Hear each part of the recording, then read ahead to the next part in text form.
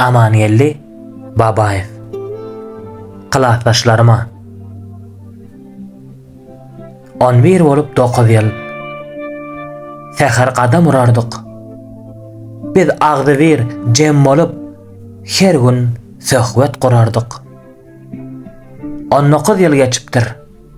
Mesle öten baat bolup unutmadyk hijimiz ya gitmedik yat bolup.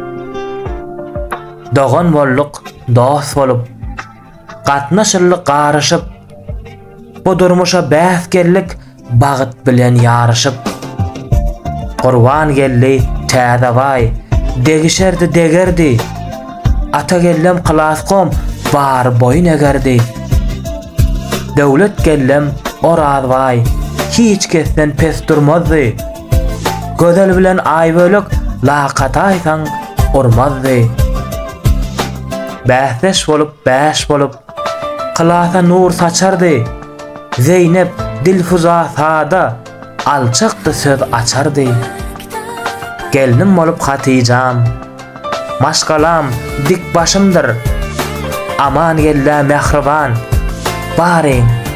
baring kılaataşımdır